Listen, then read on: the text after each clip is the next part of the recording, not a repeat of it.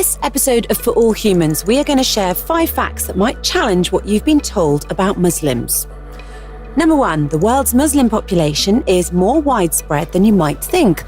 Muslim doesn't mean Arab. Most Muslims aren't actually Arab. In fact, only 15% of the world's Muslims are Arab. 62% of the world's Muslims live in the Asia-Pacific region, and only 20% live in the Middle East and North Africa. More Muslims live in India and Pakistan, 344 million combined, than in the entire Middle East, North Africa region, which is 317 million. Interestingly, President Donald Trump's executive order to temporarily freeze Muslim immigrants from 7 predominantly Islamic countries would only affect about 12% of the world's Muslims, according to estimates from the Pew Research Center. Of the 7 countries named in the immigration ban, Iran, Iraq, Libya, Somalia, Sudan, Syria and Yemen, only one, Iran, is among the 10 countries with the largest Muslim populations.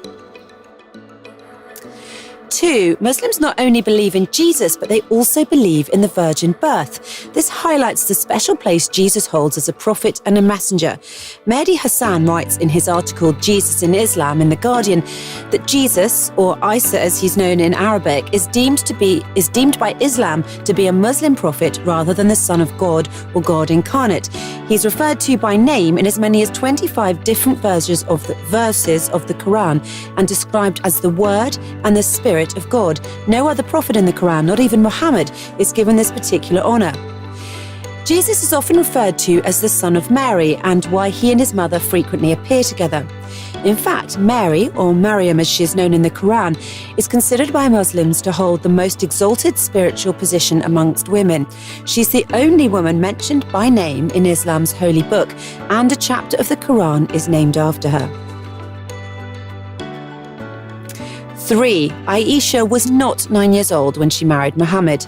According to John Esposito, a professor of religion and international affairs and Islamic studies at Georgetown University in the United States, Aisha was married to Muhammad in Mecca in 624 of the Common Era, after migration to Medina and the Battle of Badr. Several scholars interpret this to indicate that she had reached puberty at this age, although her age at the time is the subject of dispute. Sources differ on the age of marriage, but agree that the marriage was not consummated at the time of the marriage contract. Paul McNamara, a religious scholar, writes in the Huffington Post that the tribal expectations of that era were very stringent regarding sexual relations, and girls were expected to have reached puberty before marriage. It is possible Aisha reached puberty at an early age, but much older than 9. It's also agreed that Aisha joined Muhammad during the Battle of Badr in 624 CE. However, because no one below the age of 15 was allowed to accompany soldiers in battle, Aisha should have been at least 15 in 624 CE, and therefore at least 13 when she was married, following the Hijra in 622 CE. Furthermore, as this continues to be a source of controversy and debate, scholars have revisited Aisha's age at marriage. Reports about the age of her sister, Asma, who was 10 years older than her, combined with information about Asma's age at the time of her death, used to suggest that Aisha was over 10 years old at the time of marriage and over 15 at the time of its consummation. 4, Muslim women are not bald and do not shower with their hijabs, headscarves on. Duh, of course they're not, and don't. This might sound unreasonable, but believe me, a quick search on Google and you will find that these are common thoughts that cross people's minds if they do not happen to have Muslim girlfriends who wear the hijab. An American hijab-wearing teenager, a teenage blogger from California, poking fun at common misconceptions about hijabis, once posted a selfie which went viral of her in the shower wearing a hijab fashioned out of a bath towel with the caption, "Of course I do." Jokes aside, Muslim women usually don't wear the hijab at home with their families. Muslim women can take off their hijabs with their girlfriends, and in fact, Muslim women are only required to observe the hijab in front of any man that they could theoretically marry. This means that the hijab is not obligatory in front of the father, brothers, grandfathers, uncles, or young children. 5. Muslims are the most affected by terrorism. Yeah, you heard that right. Let's talk facts. First and foremost, it is key to define what a terrorist attack entails. The Global Terrorism Database, GTD, at the University of Maryland defines terrorist attacks as the threatened or actual use of illegal force and violence by a non-state actor to attain a political, economic, religious, or social goal through fear, coercion, or intimidation.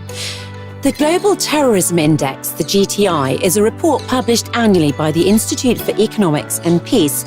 It provides a comprehensive summary of the key global trends and patterns in terrorism over the last 20 years, covering the period from the beginning of 1998 to the end of 2017. According to the 2018 GTI, 7 of the top 10 countries who suffer the most from terrorism due to a variety of political, economic and religious conflicts are in the majority Muslim countries. In fact, the 20 most fatal terrorist attacks in 2017 were targeted at Muslim civilians in mosques, residential neighbourhoods and UN refugee camps. A 2015 BBC report highlights that yes, it's not straightforward to determine the victims' religious affiliations, and that when people are asked about terrorist attacks, they might think of Charlie Hebdo, the London Tube and bus bombs, and of course 9/11, of which Muslim casualties were not in the majority. But the overall number of deadly terrorist attacks in France, the UK, Spain and the US is very low by international standards. In fact, between 2004 and 2013, the UK suffered 400 terrorist attacks, mostly in Northern Ireland, and almost all of them were non-lethal. The US experienced 131 attacks, fewer than 20 of which were lethal. There were 47 attacks in France, but in Iraq, there were 12,000 attacks and 8,000 of those were lethal. So maybe we need to widen our perception and perspective of terrorism and terrorist attacks just a little bit more.